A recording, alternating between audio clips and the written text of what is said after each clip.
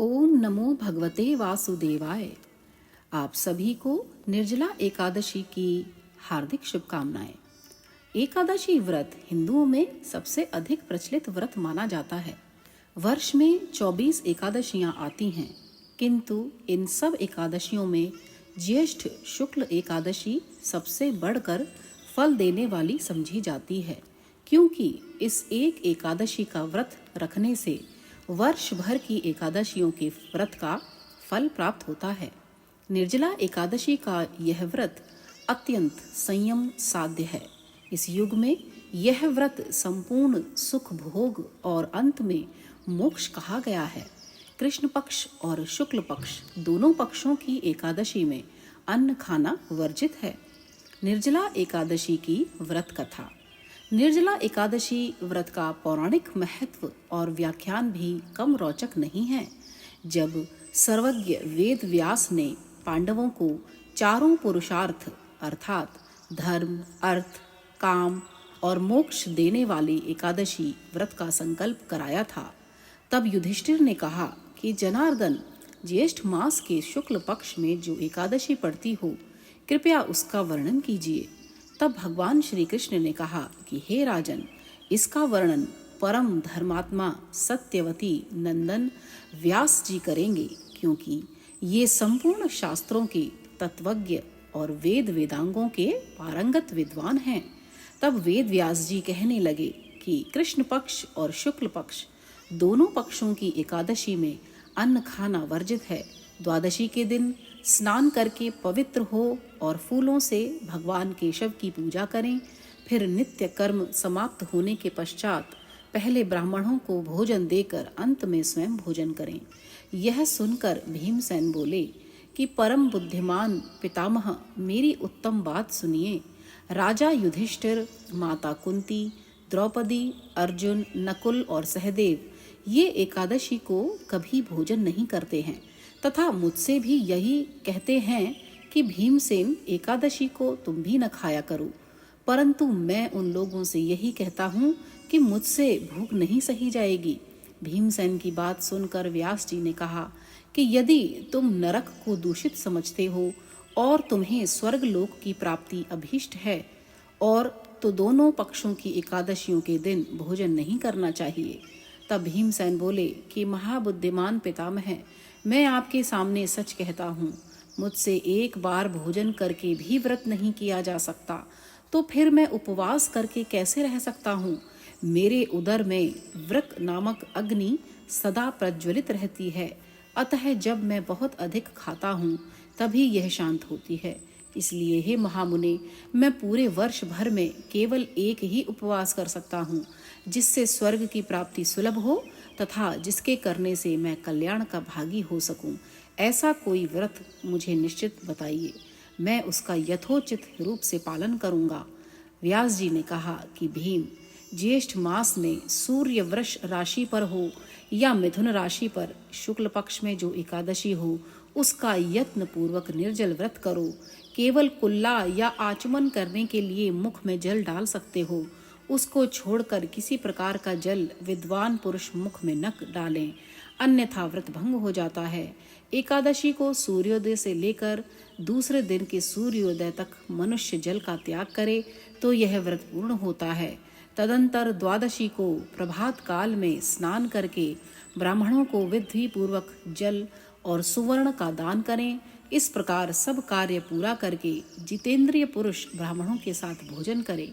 वर्ष भर में जितनी एकादशियां होती हैं, उन सब का फल निर्जला एकादशी के पालन मात्र से मनुष्य प्राप्त कर लेता है। इसमें तनिक भी कोई संदेह नहीं है।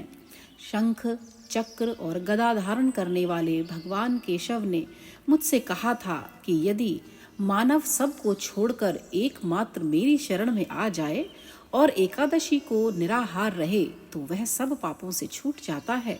एकादशी व्रत करने वाले पुरुष के पास विशाल काय, विकराल आकृति और काले रंग वाले दंड पाशधारी भयंकर यमदूत नहीं जाते हैं।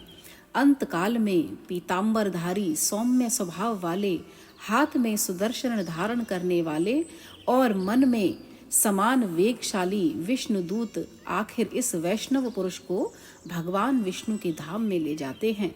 अतः निर्जला एकादशी को पूर्ण यत्न करके उपवास और श्री हरि का पूजन करो। स्त्री हो या पुरुष, यदि उसने मेरु पर्वत के बराबर भी महान पाप किया हो तो वह सब इस एकादशी व्रत के प्रभाव से भस्म हो जाता है।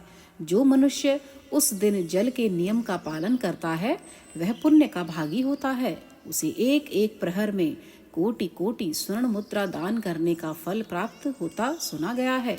मनुष्य निर्जला एकादशी के दिन स्नान, दान, जप, होम आदि जो कुछ भी करता है वह सब अक्षय होता है। यह भगवान श्री कृष्ण का कथन है। निर्जला एकादशी को विधि पूर्वक उत्तम रीति से उपवास करके मानव वैष्णव पद को प्राप्त कर लेता है। जो मनुष्य एकादशी के दिन अन्न खाता है वह पाप का भोजन करता है। वह इस लोक में चांडाल के समान है और मरने पर दुर्गति को प्राप्त होता है। जो ज्येष्ठ के शुक्ल पक्ष में एकादशी को उपवास करके दान करेंगे वे परम पद को प्राप्त होंगे। जिन्होंने एकादशी को उपवास किया है वे ब्रह्म हत्यारे, शराबी, चोर तथा गुरुद्रोही होने पर भी सब पातकों से मुक्त हो जाते हैं। हे कुंती नंदन, निर्जला एकादशी के दिन श्रद्धालु स्त्री पुरुषों के लिए जो विशेष दान और कर्तव्य विहित है उन्हें सुनो। उस दिन जल में शयन करने वाले भगवान विष्णु का पूजन और जलमयी धेनु का दान करना चाहिए अथवा प्रत्यक्ष धेनु या घृतमयी धेनु का दान उचित है। पर्याप्त दक्षिणा और भांति भांति के मिष्ठानों द्वारा यत्न पूर्वक ब्राह्मणों को संतुष्ट करना चाहिए। ऐसा करने से ब्राह्मण अवश्य संतुष्ट होते हैं और उनके संतुष्ट होने पर श्री हरि मोक्ष प्रदान करते हैं। जिन्होंने शम, दम और दान में प्रवृत्त हो श्री हरि की पूजा और रात्रि में जागरण करते हुए इस निर्जला एकादशी का व्रत किया है, उन्होंने अपने साथ ही बीती हुई 100 पीढ़ियों को और आने वाली 100 पीढ़ियों को भगवान वासुदेव के परम धाम में पहुंचा दिया है। निर्जला एकादशी के दिन अन्न, वस्त्र, गौ, जल, शैया, सुंदर आसन, कमंडलू तथा छाता दान करने चाहिए। जो श्रेष्ठ तथा सुपात्र ब्राह्मण को जूता दान करता है वह सोने के विमान पर बैठकर स्वर्ग लोक में प्रतिष्ठित होता है। जो इस एकादशी की महिमा को भक्ति पूर्वक सुनता अथवा उसका वर्णन करता है वह स्वर्ग लोक में जाता है। चतुर्दशी युक्त अमावस्या को सूर्य ग्रहण के समय श्राद्ध करके मनुष्य जिस फल को प्राप्त करता है वही फल इसके श्रवण से भी प्राप्त होता है। पहले दंत धावन करके यह नियम लेना चाहिए कि मैं भगवान केशव की प्रसन्नता के लिए एकादशी को निराहार रहकर आचमन के सिवा दूसरे जल का भी त्याग करूंगा। द्वादशी को देवेश्वर भगवान विष्णु का पूजन करना चाहिए। गंध, धूप, पुष्प और सुंदर वस्त्र से विधि पूर्वक पूजन करके जल के घड़े के दान का संकल्प करते हुए निम्नांकित मंत्र का उच्चारण करें।